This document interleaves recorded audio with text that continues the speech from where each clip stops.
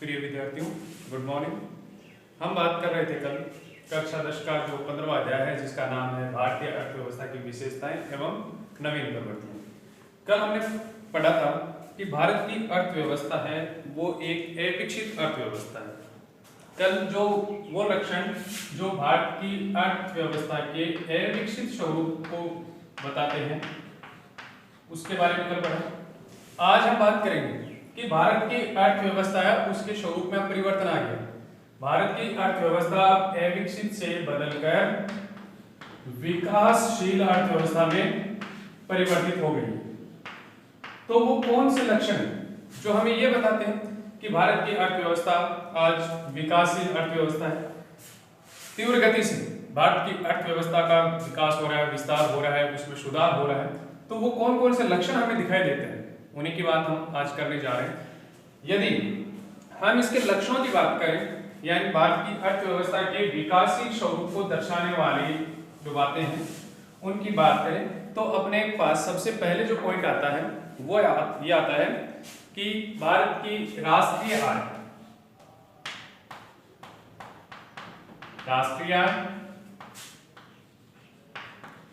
व प्रति व्यक्ति आय में सतत वृद्धि। इस पॉइंट पर अपन बात करेंगे। राष्ट्रीय आय व प्रति व्यक्ति आय में सतत वृद्धि।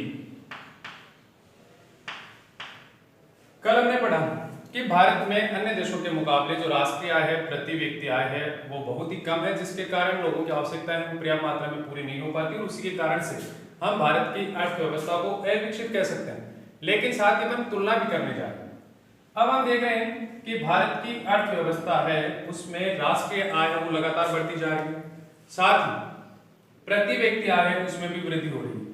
तो यदि हम देखें 1950 से 1980 तक भारत की जो राष्ट्रीय आय है अर्थव्यवस्था में जो वृद्धि दर है उसमें कोई ज्यादा सुधार नहीं हुआ।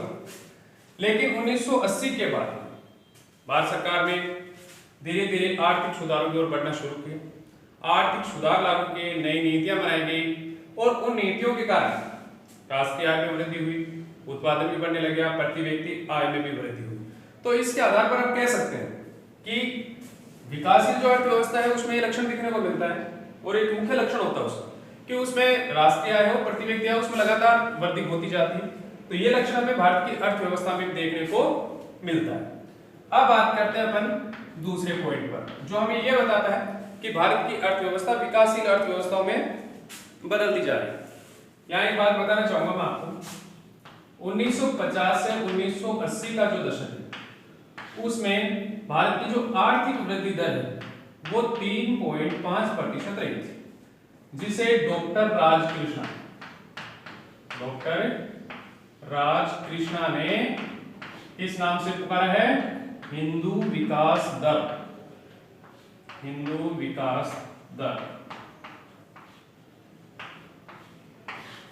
1950 से 1980 का जो समय रहा उसमें भारत की आर्थिक वृद्धि दर है वो 3.5% रही थी, जिसे डॉक्टर राजकृष्णा ने हिंदू विकास दर के नाम से संबोधित किया है या इसको हिंदू विकास दर कहा जाता है।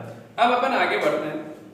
आगे अपने पास जो पॉइंट आता है कि अर्थव्यवस्था की संरचना में परिवर्तन। आपने पिछली क्लास में भी पढ़ा होगा, अर्थव्यवस्था के क्षेत्रों के बारे में आपने थोड़ी जानकारी प्राप्त की थी। तो इसमें अपन दूसरे पॉइंट पर चर्चा करेंगे कि अर्थव्यवस्था के क्षेत्रों में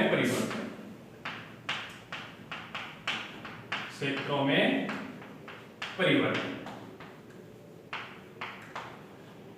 ये वो बातें हैं, वो लक्षण हैं जो विकासशील अर्थव्यवस्था के बारे में हमें बता रहे हैं कि भारत की अर्थव्यवस्था विकासशील अर्थव्यवस्था है। अपना दूसरा पॉइंट है अपने पास कि अर्थव्यवस्था के क्षेत्रों में क्या हो रहा है? परिवर्तन हो रहा है। आपने पढ़ा कि अर्थव्यवस्था के 3 क्षेत्र होते हैं, प्राथमिक क्षेत्र, द्वितीयक क्षेत्र और तृतीयक क्षेत्र। यदि अपन भारत की बात करें तो देश जब स्वतंत्र हुआ था उस समय प्राथमिक क्षेत्र प्रभावित हुआ, रोजगार भी वही दे रहा था, उत्पादन भी उसी प्राथमिक क्षेत्र में था। लेकिन अब देखा जाए तो धीरे धीरे जो अर्थव्यवस्था के क्षेत्र है वो बदल गए हैं, उनमें परिवर्तन होता जा रहा है। आज अर्थव्यवस्था की बात करें तो लगभग स्वतंत्रता के समय भारत की जो कुल कार्यशील जनसंख्या है, जो कार्य करने वाली जनसंख्या है, उसका लगभग 75% के आसपास जो भाग है वो कृषि क्षेत्र पर निर्भर था रोजगार के लिए। लेकिन अब यदि देखा जाए तो वो धीरे धीरे क्या होता जा रहा है, कृषि क्षेत्र पर जो निर्भरता वो कम होती जा रही है। और द्वितीयक क्षेत्र जिसको अपन औद्योगिक क्षेत्र कहते हैं, और तृतीयक क्षेत्र जिसको अपन सेवा क्षेत्र कहते हैं, इस सेक्टर में क्या हुआ है कि कृषि क्षेत्र से लोगों का पलायन हो रहा है और वो इसमें रोजगार में लगे हुए, उत्पादन में इसकी बजाय अब ये दोनों क्षेत्र बढ़ा रहे हैं। देश की अर्थव्यवस्था है उसमें जो राष्ट्रीय आय है उसमें भी इनका जो योगदान है वो लगातार बढ़ता जा रहा है। तो हम देखते हैं कि भारत की अर्थव्यवस्था है वो अविकसित से विकासशील स्वरूप की ओर अग्रसर हो रही है। तो उसका दूसरा कारण क्या हो गया कि पहले तो राष्ट्रीय आय और प्रति व्यक्ति आय में लगातार वृद्धि होती जा रही है। दूसरा हम देख रहे हैं कि जो विकसित देश है आज उनकी अर्थव्यवस्था मुख्य रूप से द्वितीयक और तृतीयक क्षेत्र पर निर्भर है। प्राथमिक क्षेत्र पर उसकी निर्भरता क्या होती है, विकसित देशों की कम होती है। लेकिन भारत अभी भी कृषि क्षेत्र पर, प्राथमिक क्षेत्र पर निर्भर है। इस कारण भारत विकसित देशों में तो नहीं शामिल हो रहा है, लेकिन विकासशील देशों की श्रेणी में जरूर शामिल हो गया है, क्योंकि द्वितीयक और तृतीयक क्षेत्र है उसका योगदान अर्थव्यवस्था में लगातार बढ़ता जा रहा है। तो इस प्रकार से ये दो लक्षण हमें दिखाई देते हैं। अब अपन बात करते हैं तीसरे बिंदु पर। तीसरा बिंदु है विशाल व तेजी से बढ़ता सेवा क्षेत्र। तेजी से बढ़ता सेवा क्षेत्र। जो भी विकसित देश हैं जिनकी अर्थव्यवस्थाओं में लगातार वृद्धि होती जा रही है, लगातार उनका विस्तार होता जा रहा है, उन देशों की मुख्य विशेषता यह होती है कि उन देशों में विशाल सेवा क्षेत्र पाया जाता है। विशाल सेवा क्षेत्र पाए जाने के कारण कहने का मतलब तृतीय क्षेत्र की जो गतिविधियां हैं उनमें ज्यादा प्रभावी होती हैं। अब भारत की बात करें तो भारत में भी लगातार ऐसा होता जा रहा है। आज देश की कुल जो अर्थव्यवस्था है उसमें सेवा क्षेत्र का जो योगदान है वो लगभग 60% के आसपास हो रहा है। और साथ ही भारत जो दुनिया में सेवा देने वाले देश हैं, जो सेवाओं का आदान प्रदान करते हैं, सेवाओं का व्यापार करते हैं, उन देशों की श्रेणी में 10वें स्थान, जो शीर्ष 10 देश हैं उन 10 देशों में भारत को भी शामिल किया गया है। भारत विभिन्न प्रकार की सेवाएं जैसे तकनीकी सेवाएं या अन्य सेवाएं जो कह सकते हैं अपन चिकित्सा सेवाएं, उनको दूसरे देशों में दे रहा है। साथ ही उनसे जो विदेशी मुद्रा है, विदेशी आय है वो भी हमें प्राप्त हो रही है। तो इसी के कारण से भारत की जो अर्थव्यवस्था है उसमें अपन देखते हैं कि सेवा क्षेत्र का योगदान लगातार बढ़ता जा रहा है। तो ये तीसरी विशेषता है कि भारत की अर्थव्यवस्था है वो आज प्राथमिक क्षेत्र से द्वितीयक और तृतीयक जो क्षेत्र है उस पर निर्भर होती जा रही है। उसमें दोनों क्षेत्रों का योगदान है अर्थव्यवस्था में वो लगातार बढ़ता जा रहा है।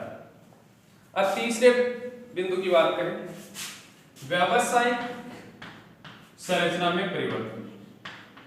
व्यावसायिक संरचना में परिवर्तन। व्यावसायिक संरचना में परिवर्तन। व्यावसायिक संरचना का मतलब है कि जो लोगों की रोजगार संबंधी गतिविधियां उनसे इसका अर्थ मिलता है रोजगार संबंधी गतिविधियां। तो व्यावसायिक भारत की जो व्यावसायिक संरचना है उसमें भी क्या हो रहा है, परिवर्तन हो रहा है। पहले मुख्य रूप से लोग जो रोजगार के लिए मुख्य रूप से कृषि क्षेत्र पर निर्भर थे, लेकिन धीरे धीरे वो कम होती जा रही है। कृषि क्षेत्र में जो रोजगार है उनसे लोग पलायन करके द्वितीयक और तृतीयक क्षेत्र में आगे बढ़ रहे हैं। इसके कारण प्राथमिक क्षेत्र में जो रोजगार है वो तो अब धीरे धीरे कम होते जा रहे हैं और द्वितीयक और तृतीयक क्षेत्र में जो रोजगार है वो लगातार बढ़ते जा रहे हैं। तो यही विकासशील अर्थव्यवस्था में लक्षण होता है कि प्राथमिक क्षेत्र की बजाय द्वितीयक और तृतीयक क्षेत्र में अगर लोग ज्यादा लगे हुए हैं रोजगार गतिविधियों में तो निश्चित रूप से वो अर्थव्यवस्था अविकसित से विकासशील अर्थव्यवस्था की ओर बढ़ रही है। अब बात करते हैं अपन आगे वाले बिंदु पर। आगे अपने पास जो बिंदु आता है कि आर्थिक और सामाजिक आधार संरचना में परिवर्तन। पांचवा पॉइंट अपने पास है आर्थिक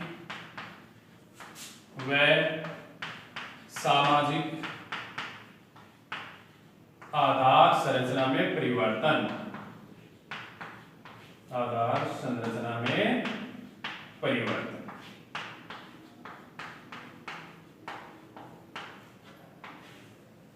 देखो आधार संरचना के बारे में मैंने कल भी बताया था कि आधार संरचनाएं वो सुविधाएं कह सकते हैं अपन जो उत्पादन की प्रक्रिया में अपना योगदान देती हैं, साथ ही लोगों को भी सुख सुविधाएं प्रदान करते हैं, जैसे सड़क है, परिवहन है, बैंकिंग है, संचार है, विद्युत है। इस प्रकार की जो सेवाएं कह सकते हैं, गतिविधियां कह सकते हैं, वो आधार संरचनाओं के अंतर्गत आती है। अब अपन देखते हैं कि देश जब आजाद हुआ था उस समय नहीं इतना ज्यादा विद्युत का उत्पादन हो रहा था, न ही इतनी ज्यादा वो परिवहन की सेवाओं का विस्तार था, न ही वो सड़कों का ज्यादा विकास हो पाया था। लेकिन धीरे धीरे अपन देख रहे हैं कि भारत में लगातार ये जो आधार संरचनाएं हैं हर सेक्टर की, उन आधार संरचनाओं में लगातार वृद्धि होती जा रही है, जिसके द्वारा हम ये कह सकते हैं कि भारत की अर्थव्यवस्था वो अविकसित से विकासशील स्वरूप की ओर अग्रसर हो रही है, आगे बढ़ रही है।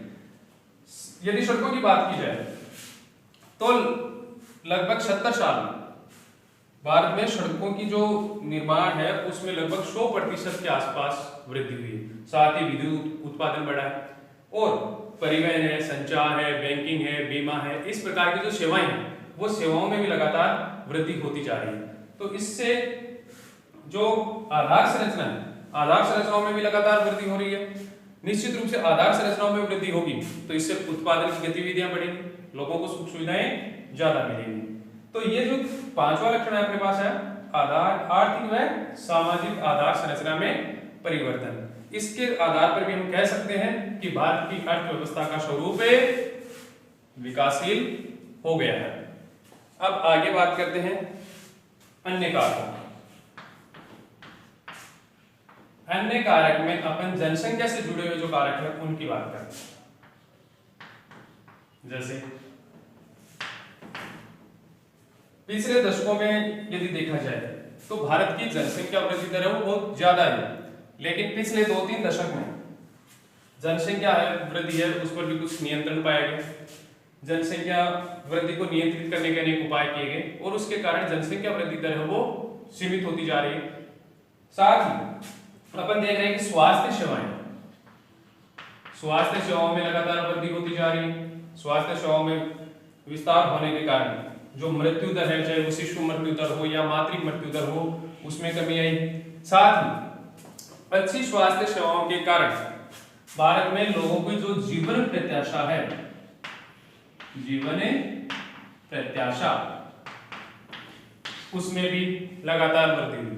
जैसे जब 1950 के आसपास की बात करें तो उस समय जीवन प्रत्याशा है वो लगभग 32-33 वर्ष के आसपास थी, लेकिन यदि आज की बात करें तो भारत में जीवन प्रत्याशा है वो 68 वर्ष के आसपास है। अब जीवन प्रत्याशा का अर्थ क्या है? जीवन प्रत्याशा से अपन सामान्य अर्थ ये समझते हैं कि एक व्यक्ति औसतन अपने जन्म से लेकर अपने जो मृत्यु तक का जो समय है उसमें औसत कितने वर्ष जीता है, वो जो समय अवधि है उसको अपन सामान्य रूप में जीवन प्रत्याशा कह सकते हैं।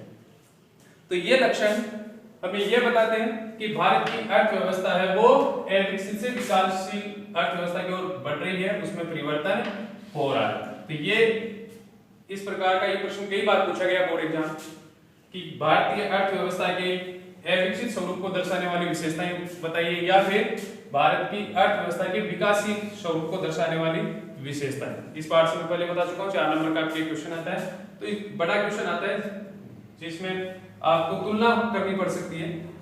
अब आगे अपन बात करेंगे कि इतना विकास अविकसित से भारत की अर्थव्यवस्था विकासशील हुई तो इसके पीछे कारण क्या थे, इसको विकासशील अर्थव्यवस्था में परिवर्तित करने के लिए सरकार ने कौन से उपाय किए, कौन सी नई नीतियां लागू की, जिसके कारण अर्थव्यवस्था के तीनों क्षेत्रों में बदलाव आया, परिवर्तन है।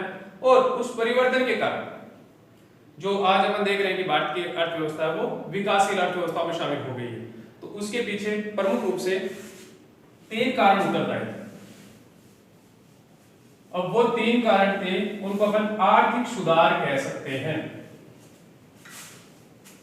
भारतीय अर्थव्यवस्था में सुधार करने के लिए, उसमें वृद्धि करने के लिए आर्थिक सुधार अपनाए गए, और वो आर्थिक सुधार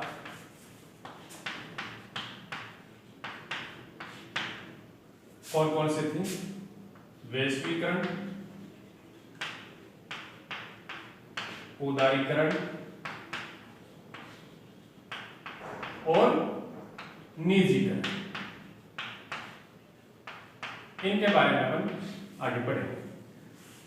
1980 तक की अगर बात करें तो भारत की अर्थव्यवस्था में कोई ज्यादा सुधार नहीं हुआ था, और अर्थव्यवस्था में राजकोषीय अनुशासन है, उसका अभाव था। राजकोषीय अनुशासन से है कि सरकार जो नुकसान हो रहा है सरकार को, उसको किस प्रकार से पूरा करे, अपने सरकारी जो व्यय है उसको किस प्रकार से नियंत्रित करे, तो वो करने में सरकार असफल हो रही थी। और आय है वो तो उस समय तक 1980 का जो दशक था वो भारत सरकार के लिए थोड़ा आर्थिक रूप से हानिकारक रहा।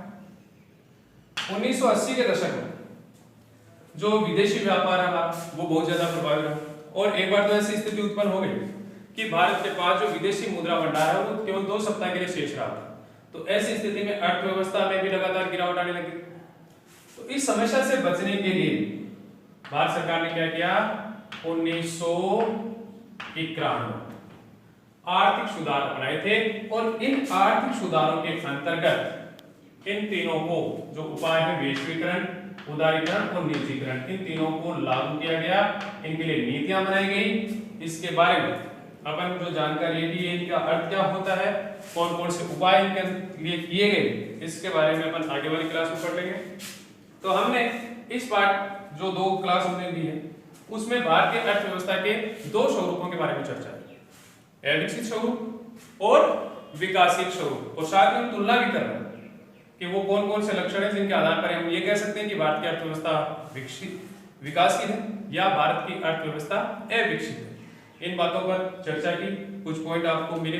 साथ ही इसकी जो पीडीएफ है वो आपको उपलब्ध हो रही है, आप पीडीएफ में जो बातें दी गई हैं उसको नोट करें, और आगे अपन जो ये 3 पॉइंट अपने पास आए हैं, वैश्वीकरण, उदारीकरण और निजीकरण, इसके बारे में आगे वाली क्लास में पढ़ेंगे।